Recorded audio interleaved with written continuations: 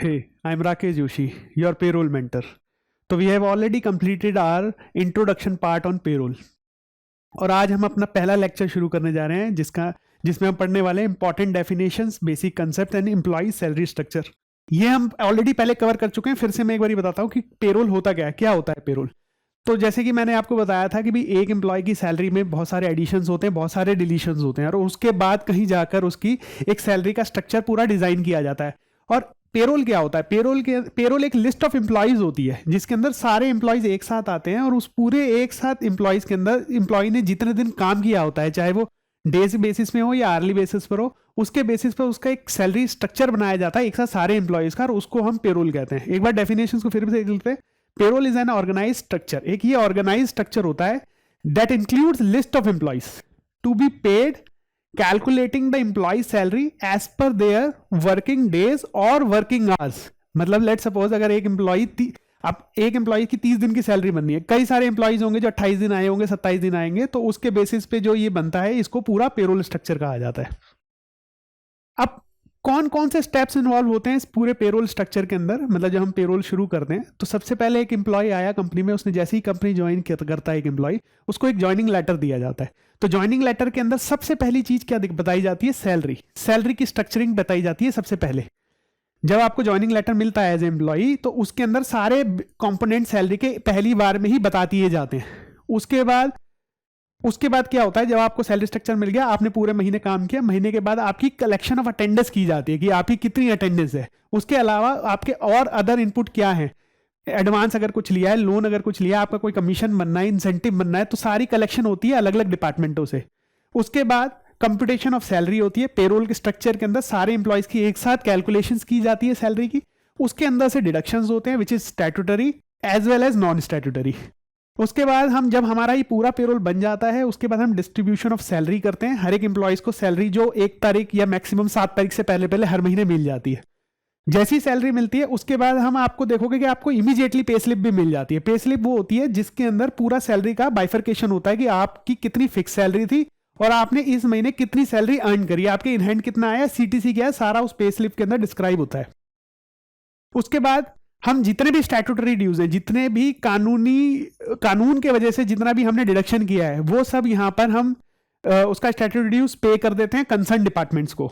उसके बाद अलग अलग टाइप की वेरियस टाइप की रिपोर्ट बनती है जो अलग अलग डिपार्टमेंट्स को चली जाती है। जैसे अकाउंटिंग डिपार्टमेंट को चली जाती है, फाइनेंस डिपार्टमेंट को चली जाती है, सबको अपनी अपनी रिपोर्ट चली जाती है। और फाइनल में आके अकाउंटिंग जो पेरोल हमने बनाया होता है उसकी अकाउंटिंग हो जाती है, बुक्स हो जाती है, मतलब वो उसकी पूरी अकाउंटिंग हो जाती है। चलिए, तो अब पेरोल के अंदर सबसे इंपॉर्टेंट क्या चीज होती है? सबसे इंपॉर्टेंट होती है सैलरी। सैलरी होगी तभी तो पेरोल बनेगा। अब सैलरी क्या होती है? Salary includes all kinds of employments and benefits extended to employees by the employers for services. मतलब जो भी एम्प्लॉय कंपनी में अपनी सर्विसेज देता है उसके बदले में उसको क्या मिलेगा? हाँ, शाबाशी तो मिलेगी उसको कि हाँ भाई बहुत अच्छा काम किया, बस शाबाशी से तो किसी का घर चलता नहीं है। शाबाशी के अलावा उसको मिलेगी सैलरी या कंपनसेशन या वेजेस, आप इसको किसी भी टर्म से जान सकते हो, लेकिन ये उसको मिलेगा उसके सर्विसेज के बदले में। It consist of both monetary payment as well as non monetary facilities. Monetary payments तो होती है जो सैलरी उसको इन हैंड मिली, बोनस मिला, कैश मिला, जो भी सैलरी उसको इन हैंड हाथ में मिली उसको तो कहते हैं मॉनेटरी सैलरी। अब नॉन मॉनेटरी सैलरीज क्या होती है? नॉन मॉनेटरी सैलरीज होती है जो उसको मिली तो सही, एम्प्लॉयर ने उसको दिया तो सही, लेकिन उसको कैश नहीं मिला, उसके बेनिफिट्स मिले। जैसे कोई कंपनी अपने एम्प्लॉयज को फूड सर्विस प्रोवाइड करती है कि भी खाना आपको यही मिलेगा कंपनी के अंदर, तो जो वो वाली सर्विसेज होती है वो नॉन मॉनेटरी हो गई। या किसी एम्प्लॉयज को उन्होंने बोल दिया कि आपको रेंट फ्री एकोमोडेशन दे रहे हैं कि भाई हमारे पास कंपनी का एक घर पड़ा हुआ है, आप जाओ और उस पर रह सकते हो, तो उसके बदले में ना तो हम एम्प्लॉय से कोई पैसा ले रहे हैं, ना ही उसको कोई पैसा दे रहे हैं, लेकिन हाँ उसको एक सर्विस इंक्लूड दे रहे हैं, बस उस सर्विस के बदले में कंपनी का खर्चा तो हो ही रहा है ना उसके ऊपर, तो वो वाली सर्विसेज नॉन मॉनेटरी सर्विसेज होती है। तो सबसे पहले शुरू करते हैं रेट से। अब रेट क्या होता है? Salary rate is a predefined structure that is paid to employees as per the employment contract.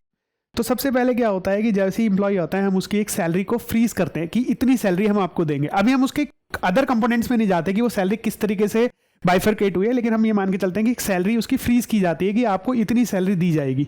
तो अब होता क्या है कि फिक्स करना क्यों जरूरी है रेट को? एक एग्जांपल लेते हैं कि बेसिक रेट है एम्प्लॉय का 30,000 और वो एब्सेंट है 10 दिन, तो यानी कि वो प्रेजेंट कितने दिन है 20 डेज। तो अब आप मेरे को बताओ कि क्या आप उसको 30,000 पूरी सैलरी दोगे? तो उसको आप कितने दिन की सैलरी देने वाले हो? 20 डेज की सैलरी। तो 20 डेज की सैलरी कितनी हुई उसकी? 30,000 divide by 30 into 20, that means 20,000 rupees आप उसको देने वाले हो इस महीने। तो जो 20,000 रुपीज है वो है ग्रॉस सैलरी, इस महीने की ग्रॉस अर्न सैलरी। और 30,000 क्या था? वो उसका फिक्स्ड रेट था उस महीने का, मतलब वो फिक्स्ड रेट था। अगर वो 30 डेज आता तो उसको वो पूरी सैलरी दी जाती, अगर वो 30 डेज आता तो वही फिक्स सैलरी उसकी ग्रॉस सैलरी बन जाती। बट क्योंकि वो कम डेज आया है इसलिए उसकी ग्रॉस सैलरी 20,000 बनी, लेकिन स्टिल उसका जो रेट है वो 30,000 है, क्योंकि उसी पे वो कैलकुलेट हो रहा है। अगला हम चलते हैं ग्रॉस सैलरी की डेफिनेशन में। तो gross salary is the total amount of compensation earn by employ before any type of deduction. जैसे कि मैंने बताया था कि एम्प्लॉयज की सैलरी में से डिडक्शंस होते हैं, डिडक्शंस होते हैं बहुत सारे, स्टैट्यूटरी और नॉन स्टैट्यूटरी। तो हम वो डिडक्शंस करने से पहले जो सैलरी एम्प्लॉय अर्न करता है या कंपनसेशन वो रिसीव करता है उसको हम कहते हैं ग्रॉस सैलरी। अब ग्रॉस सैलरी जैसे कि हमने ऊपर के एग्जांपल में भी देखा था कि 20,000 रुपीज उसकी इस महीने की ग्रॉस सैलरी थी। यहां पर अभी हमने अदर कंपोनेंट नहीं डाले, लेकिन ग्रॉस सैलरी के अंदर भी कुछ कंपोनेंट्स आते हैं जैसे कि basic salary, allowances and other payments. अब एक एग्जांपल लेते हैं बेसिक सैलरी। बेसिक सैलरी किसको कहते हैं? बेसिक सैलरी वो होती है जो कि एक फिक्स सैलरी होती है, हमेशा एम्प्लॉयर इसको फिक्स करके चलता है, और इसी बेसिक सैलरी का जो है इम्पैक्ट होता है वो हमारे ग्रेच्युटी, लीव एनकैशमेंट, पीएफ के ऊपर पड़ता है, जिसको आगे हम स्टैट्यूटरी एंगल्स में पढ़ने वाले हैं। जब हम स्टैट्यूटरी एस्पेक्ट्स करेंगे उसके अंदर हम देखेंगे कि बेसिक सैलरी का कितना बड़ा इंपैक्ट वहां पर पड़ता है। तो बेसिक सैलरी क्या होती है? और एक आता है इसमें minimum wages. Minimum wages act भी हमारे को कहता है कि बेसिक वेजेस देना बहुत जरूरी है, वो एक सर्टेन अमाउंट फ्रीज करता है हर एक स्टेट वाइज, जिसको हम करेंगे आगे। तो अभी हम समझते हैं कि basic salary is the salary paid to an employ before any addition और रिडक्शन, मतलब किसी भी एडिशन और रिडक्शन से पहले जो हम उसको देते हैं वो बेसिक सैलरी होती है, to the overall compensation such as investment, dues, overtime pay और bonus. Base salary is a fixed amount of money paid to an employ by an employer in exchange of their man hours put to work. किसी भी addition और deletion से पहले जो salary दी जाती है और बेसिक सैलरी है, और एक कंपनी हो सकता है एक एम्प्लॉय को एक ही कंपोनेंट दे दे, खाली बेसिक सैलरी, लेकिन ऐसा कभी नहीं हो सकता कि वो उसको अलाउंस दे दे और बेसिक सैलरी ना दे। तो सैलरी के अंदर जब भी कभी सैलरी बनेगी तो बेसिक सैलरी एक जरूरी कंपोनेंट है, बेसिक सैलरी होगा ही होगा। हो सकता है उसके अदर कोई कंपोनेंट ना हो, सिर्फ बेसिक। हम आगे जाके कई सारे एग्जांपल ऐसे करने वाले हैं जहां आपको मिलेगा कि सिर्फ बेसिक सैलरी है एम्प्लॉय की और कोई भी सैलरी नहीं है उसकी, इसके अलावा कोई कंपोनेंट नहीं है, लेकिन बेसिक सैलरी जरूर होगी। ठीक है। अब अलाउंसेस क्या होते हैं? Any monetary benefits offered by employer to its employees for meeting expenditures, मतलब एम्प्लॉयज के रोजमर्रा के खर्चे को जो बियर करने के लिए पैसा दिया जाता है उसको अलाउंसेस कहते हैं। ये बेसिक सैलरी का मतलब है उसका काम करने के एवज में जो कंपनी उसको सैलरी दे रही है, that is called basic wages.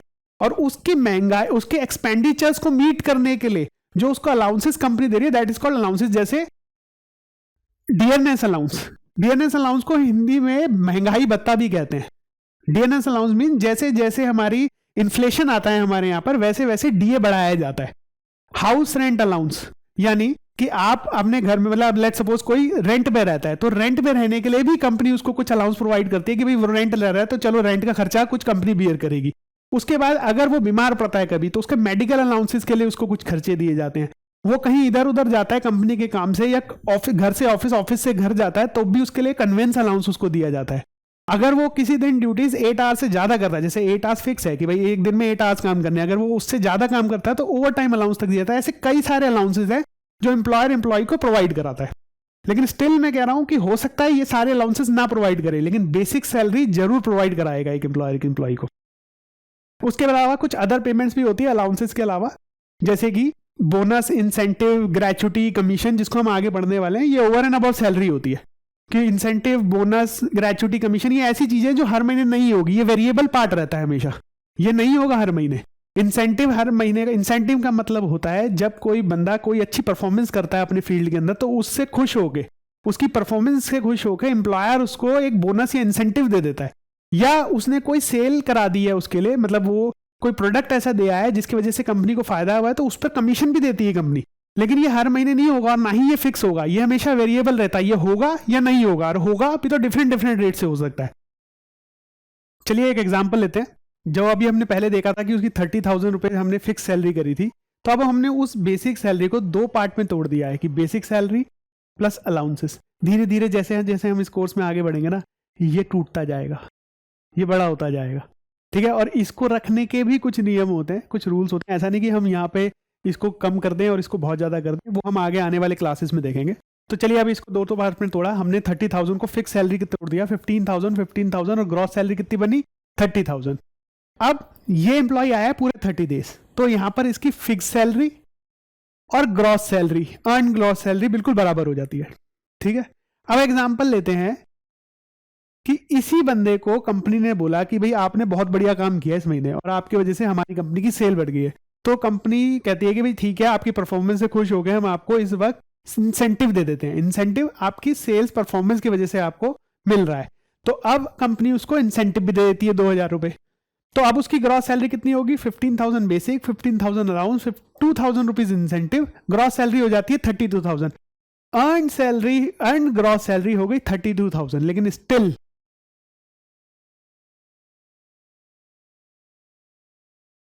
इसकी फिक्स सैलरी जो है वो यही है और ये इसकी वेरिएबल सैलरी है, और फिर इसकी अर्न सैलरी हो गई ग्रॉस सैलरी। तो आप देखोगे कि फिक्स सैलरी हमेशा सेम रहेगी और जो ग्रॉस अर्न सैलरी है वो चेंज हो सकती है महीने के महीने, हर महीने। अब इसी में एक एग्जांपल को और आगे लेके चलते हैं कि लेट सपोज यही एम्प्लॉय कंपनी में अब 20 दिन आता है, यानी 10 दिन छुट्टी हो जाती है उसकी। तो 10 दिन अगर वो एब्सेंट है तो फिर से अब इसकी फिक्स सैलरी, अगर ये पूरे दिन आता तो इसकी सैलरी रहती basic plus allowances equal to gross salary 30,000। But जैसे ही ये 20 डेज आया, तो इसकी बेसिक हो गई 10,000, अलाउंसेस हो गए 10,000। बट ये तो हो गए हमारे 20 डेज के हिसाब से, 15,000 डिवाइडेड बाय 30 इंटू 20, यानी 30 डेज से डिवाइड किया और 20 से मल्टीप्लाई किया। बट अगर हम इंसेंटिव को हम नहीं करेंगे, क्योंकि इंसेंटिव कभी भी डेज बेसिस पे नहीं होता। इंसेंटिव जो है वो उसकी उस महीने की परफॉर्मेंस में दिया गया है, ठीक है। उससे उसके 2 दिन आने 4 दिन आने से कोई लेना देना नहीं कि वो 20 डेज आया तो इंसेंटिव कम होगा। इंसेंटिव उसको पूरा 2,000 रुपीज ही मिला और ग्रॉस सैलरी यहां पर उसकी बन गई 22,000 जब वो आया 20 डेज के अंदर। तो अब आप देख रहे होगे कि ग्रॉस सैलरी हमेशा बदल सकती है। ग्रॉस सैलरी बदल सकती है कुछ ऐड होने में, कुछ एडिशन हो जाए अगर एम्प्लॉय की सैलरी पे, या एम्प्लॉय कम दिन आ जाए तो उसकी पूरी ग्रॉस सैलरी चेंज हो सकती है, ठीक है। यहां तक का एग्जांपल क्लियर है। अब एक बड़ा एग्जांपल लेते हैं कि मिस्टर कल्याण ने कंपनी ज्वाइन करता है XYZ और कंपनी डिसाइड करती है कि हम आपको ग्रॉस सैलरी देने वाले हैं 50,000 रुपीज। कितनी देने वाले हैं 50,000 रुपीज। और सैलरी बाइफरकेशन जो है, क्या होता है कि हर कंपनी ना एक नियम बना लेती है, कुछ नियम बना के चलती है। ऐसा नहीं होता कि आए और किसी को भी कुछ भी दे दो। एक स्टैंडर्ड प्रोसीजर बनाया जाता है कि भाई हम एक एम्प्लॉय को इतना देंगे। जैसे ये कंपनी बना के चल रही है कि जो भी ग्रॉस रहेगा मैं उसका 50% बेसिक सैलरी कर दूंगा। ये एक प्रोसेस है और यही प्रोसेस सबके साथ चलेगा। हाँ, कुछ चेंजेस हो सकते हैं, अगर लॉ कहीं पर बीच में आता है तो उसकी वजह से कुछ चेंजेस आएंगे जो हम आगे डिस्कस करेंगे। लेकिन बेसिक सैलरी वो क्या कह रहा है कि 50% रहेगी ग्रॉस की। House rent allowance, house rent allowance जो मैंने आपको बताया था कि अगर कोई बंदा किराए पे रहता है और उसके एक्सपेंडिचर को मीट करने के लिए एम्प्लॉयर उसको अगर ये कोई अलाउंसेस देता है तो वो एचआरए होता है। एचआरए वो कहता है कि जी 40% ऑफ बेसिक सैलरी रख रहे हैं। क्या रख रहे हैं 40% ऑफ बेसिक सैलरी।